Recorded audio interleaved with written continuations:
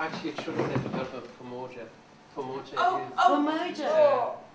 It's nothing to do with pajamas or yeah, development Pamoja. Development is fairly self-explanatory. I presume you all know what that means.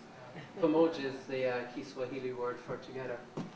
So obviously it means development together. It's a small organisation. We started here. And we're situated in the town of Nakuru and its surrounding areas in Kenya, which is about 150 kilometres from Nairobi. So that's a pretty normal streetscape in the town of Nakuru. I'm not too sure exactly how many people live there, but that's pretty much what it looks like, and that's what most of the houses in and around the town would look. Each store would represent a house for a family in the area. We work not only in the town of Nakuru, but also its surrounding areas. And the project started in 2007. I lived for quite a while in Kenya, and my sister, who's over there, and Aoife Kylie, who's with her, came to visit me. And when they were there, we met a few people who used to make beaded jewellery as a kind of income-generating activity. So when Aoife Kylie went home, she sent us over money. And with that money, we went into all the different areas we work in, and we started teaching other people how to make these beads.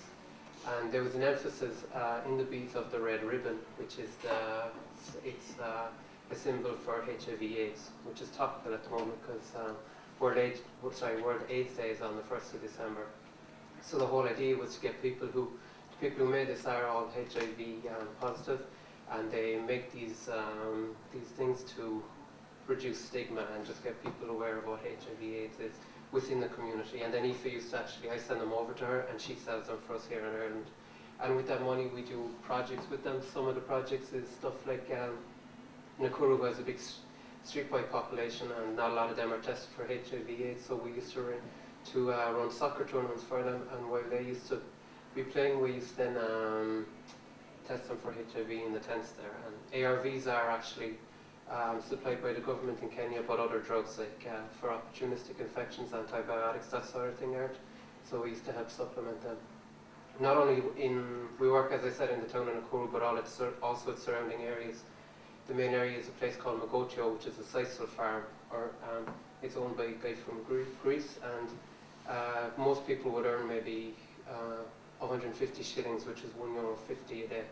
And they spend the day just cutting those sisal and then making it down into rope, which is then shipped from Mombasa throughout the world. But as I said, the guy that owns them doesn't really pay them well, and they go quite a lot of the time they can go months without getting any wages. So with the money that we got from that and other fundraising activities we have done, so that's pretty much where the people lived out there in Mogotio.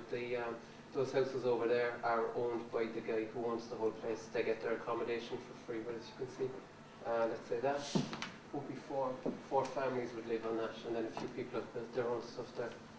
So with that money, the whole idea would have been to get the IGAs to actually also IGA is an income generating activity. It would be to get them to sell them within Kenya as well, but a lot of organisations do the selling of those beads. So we used the capital we got to do other projects, and because Mogotio in particular is a rural area, we decided to do farming because most people have a small plot of land. But one of the biggest problems in the area of Mogotio is it's right on the equator. There is a huge problem with rainfall. So there was a river nearby. What we did was buy them stuff like petrol generators, also foot pumps, and we started farms for them. As you can see, there's loads of grooves there, so we pump the water up and put them in there, and then we grow food for the people there, like peppers and shoes.